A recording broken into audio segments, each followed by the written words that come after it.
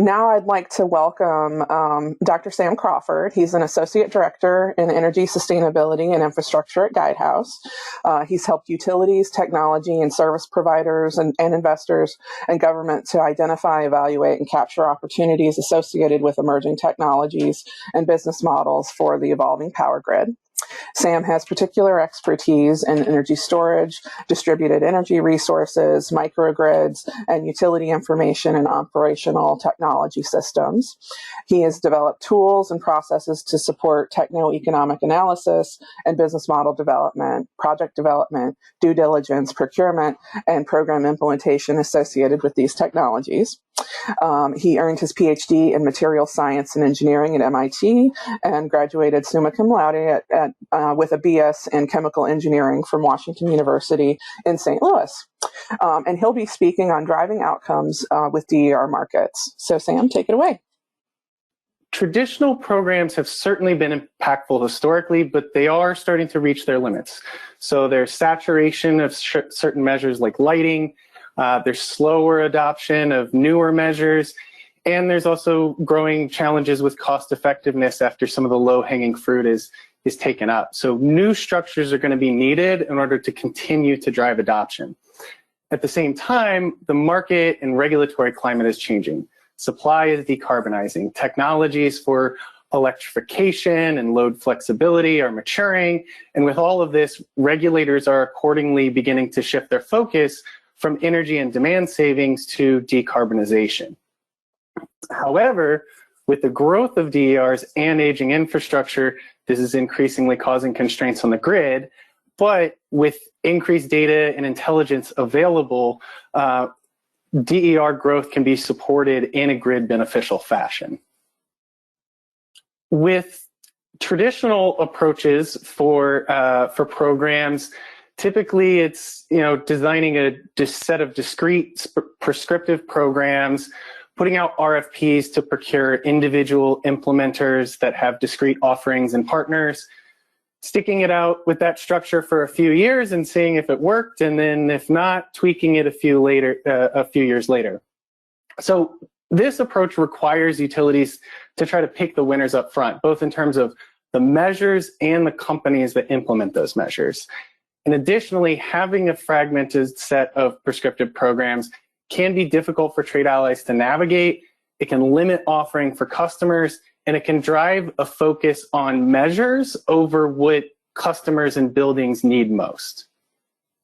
Looking to emerging DER markets, shifting away from traditional programs, market-based approaches have a variety of advantages. First of all, instead of picking one winner, many companies can participate, and the best ones rise to the top. Also, new offerings can be readily integrated over time. It's not necessary to wait for the next 3-year program cycle. And then with a non-prescriptive structure that's focused on services and outcomes for the utility over measures and incentives that are tied to those services, trade allies have the flexibility and incentive to bring the best offerings that maximize savings for both the utility and their customers. Ultimately, a pay-for-performance or P4P marketplace, which incentivizes outcomes over widgets, aligns the interests of all parties and makes it more attractive to everyone. Utilities get the outcomes that they want by creating opportunities for trade allies to make money by delivering outcomes, which requires them to deliver compelling solutions to customers that deliver savings cost effectively. We'll start off with a focus on the grid benefits, which really are tied to the different demand flexibility services out there. This is really the starting point for any program or market in looking to what it is that a utility is specifically trying to accomplish from among these different options on the table. And these are categorized into 4 areas here. Baseload shaping is comparable to generation baseload. So EE is a demand flexibility resource. Electrification is also a resource. These drive daily changes in load shapes. Peak reduction is essentially demand response, and it drives cost savings on peak days. Locational markets can effectively be another form of demand response, but they drive infrastructure deferral and can help to increase hosting capacity to accommodate things like more distributed renewables, more electrification, and then decarbonization can have incentives that help to achieve policy requirements and/or utility or corporate goals. Whatever the target outcome, the incentives can be designed to be inherently cost-effective based upon the avoided cost that those demand flexibility services deliver, whether that's dollars per kilowatt hour, per kilowatt, per ton CO2, whatever it is. You can set a cost-effective price signal and then measure the actual savings at the meter based on the measured load relative to baseline.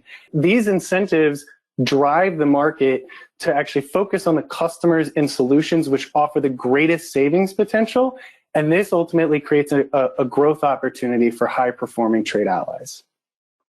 With a focus on outcomes, it becomes less important which widget is delivering those outcomes. It just matters what savings are happening at the meter. By reducing prescription, trade allies can freely leverage the best mix of solutions for a given customer, all within a single program. And trade allies have the freedom to offer different types of business models to help drive customer adoption, things like financing or shared savings and revenue.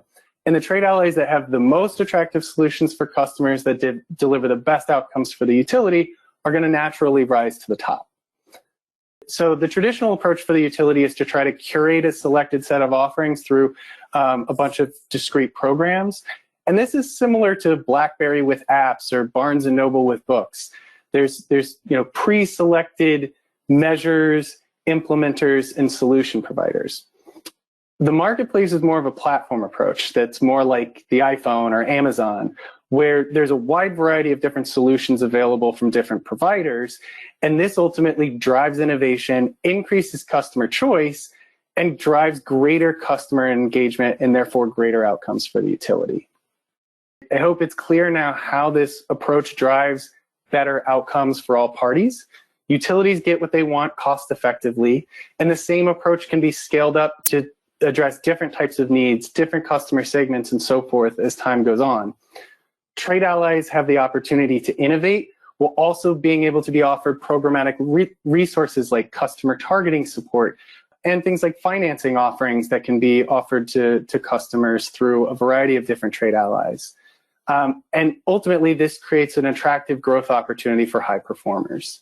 With customers, they're able to access more options, and not just more options, but more tailored and attractive offerings that will deliver them greater savings. And these can be made more accessible. For example, again, through programmatic financing offerings that mitigate first cost barriers. One other important element is just sort of a willingness to try new things and sort of dip your foot in the water. Because this is a different approach to things. It's not necessarily what everyone's familiar and comfortable with. And it may seem, very, very different and challenging up front because it's new, but then, you can find out from this that it actually makes a lot of things easier. And there also may be concerns with, how regulators may perceive certain things or what restrictions there might be. And, there are ways to work around those things and move forward. So, don't assume that certain barriers are a showstopper, and just give it a try.